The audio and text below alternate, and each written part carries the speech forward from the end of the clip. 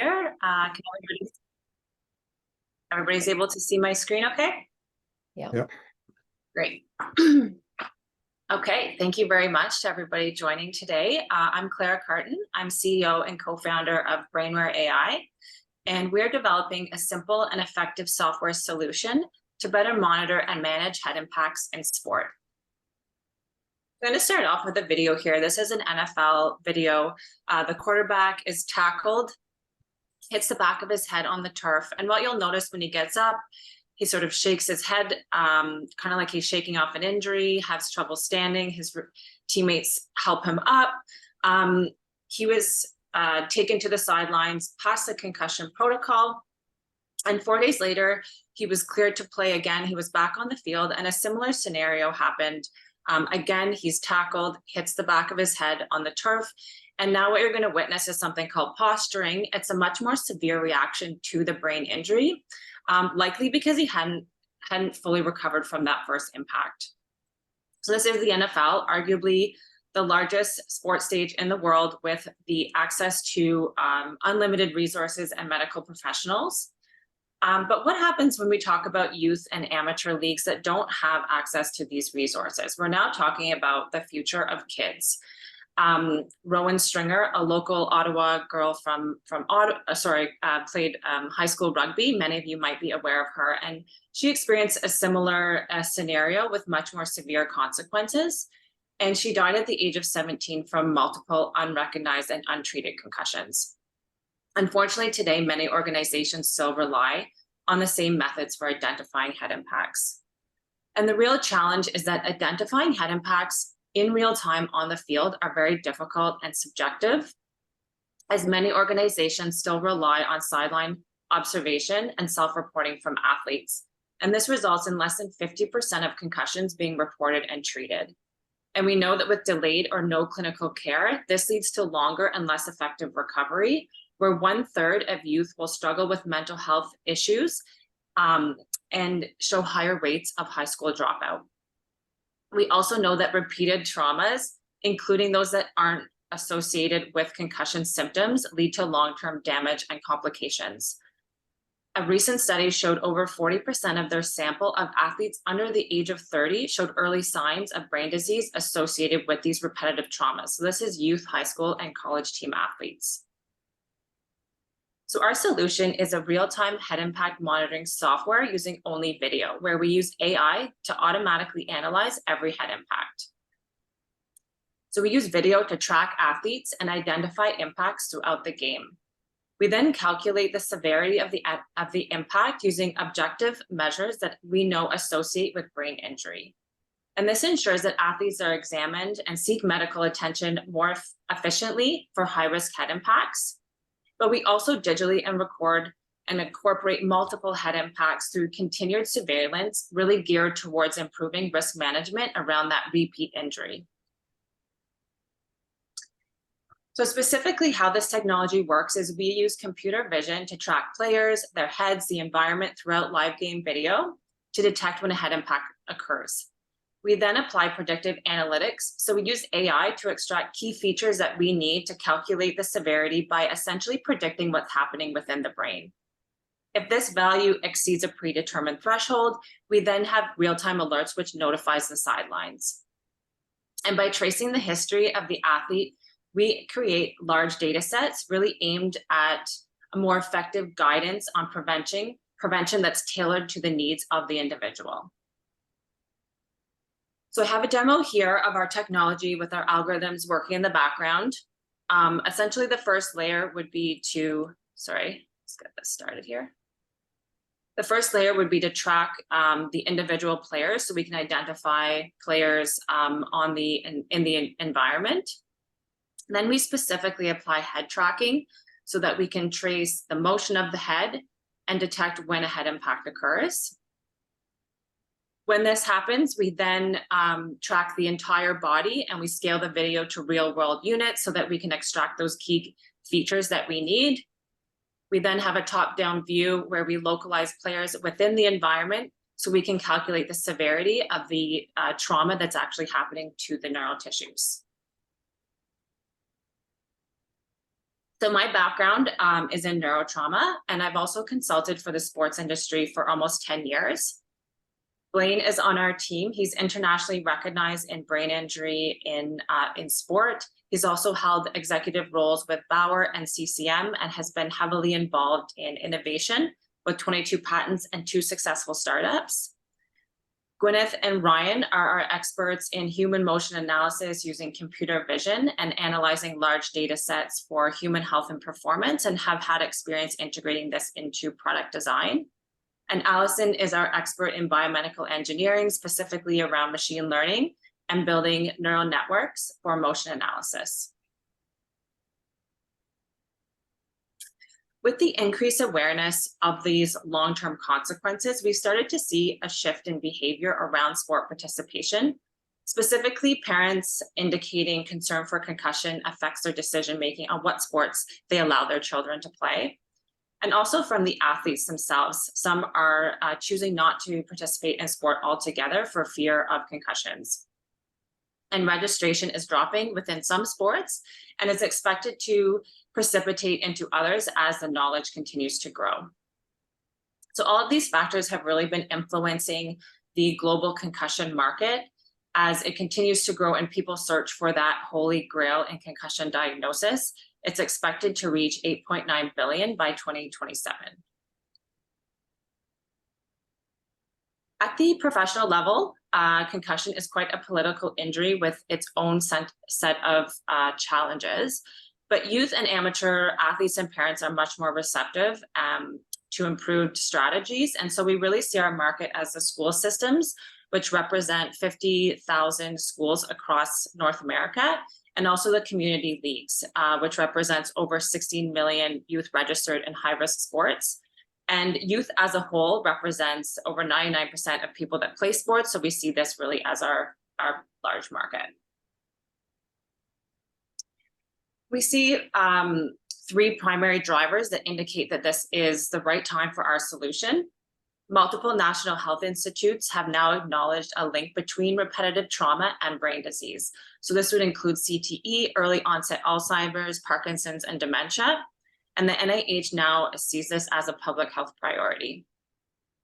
Litigation around mismanagement of head injuries is also starting to trickle down from the professional leagues to include high school and youth sports, adding additional pressure to these organizations. And finally, technology is rapidly advancing, particularly around AI and computer vision, and sports analytics is changing very quickly.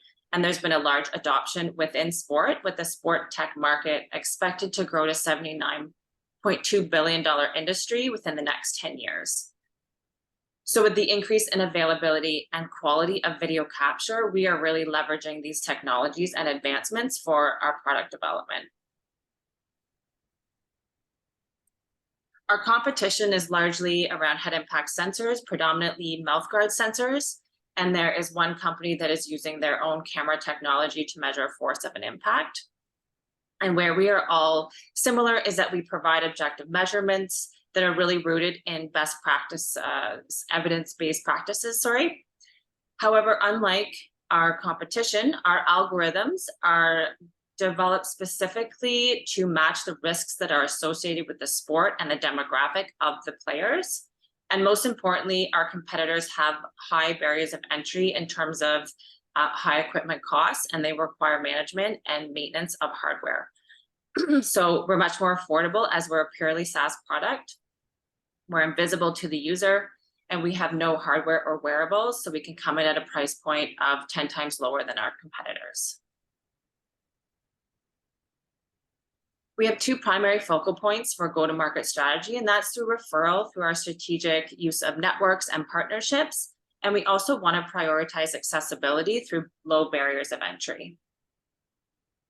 So our plan is to really leverage where we've gained traction within this space, predominantly with the school boards. There's conferences that are held each year in Niagara, which give us a high visibility at the school board level. So this allows us to get into more schools more quickly. Our entry sport is going to be ice hockey, as we have deep knowledge in this sport and strong relationships with CCM hockey. So we've begun our development in this sport. We also are using our channels and partnerships strategically within the community. Specifically, Concussion Legacy Foundation is a nonprofit organization with a high exposure and reach within organizations and insurance in the United States. And we're going to be launching with schools that are very progressive and forward-thinking in adopting strategies of safer play, specifically Riverdale in New York County. They are involved in a number of advocacy programs, and hold national press conferences. So this would give us high visibility. Our pricing strategy is an annual membership per sport. And our plan over the next 5 years is to expand each sport within North America, starting in ice hockey. It's a smaller community, and we feel this is a good test bed for our product market fit before going into larger markets. For example, soccer will be our second sport. So we'll progressively move through the school level, followed by the community leagues, as there's no real technical difference between our software. So it makes sense that we sort of capture these markets at the same time.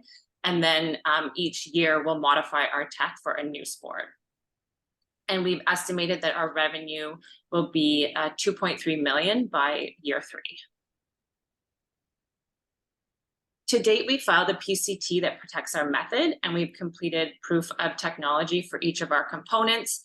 And we are building out our algorithms, expected to be refined by early 2024, where at this point we will build a testable app with a user interface ready for beta testing within 9 months and a public launch within a year.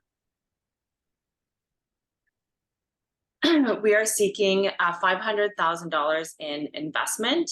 And we believe this will give us 15 months of runway. It'll allow us to expand our team with software developers, validate our prototype, and test within a beta environment and get us to product launch.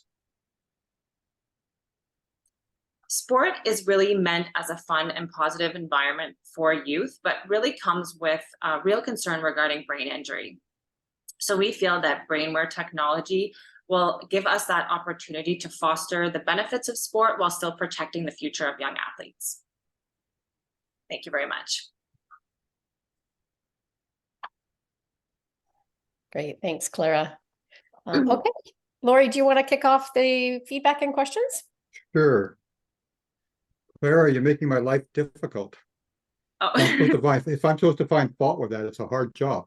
Oh. That was really good. I mean, I've seen you do it several times now, and that was excellent. I thought the beginning especially, you wove in the right amount of science and technology that it was enticing, but without sort of going over people's heads. I thought it was incredible. Only 2 minor points I think I'd bring up.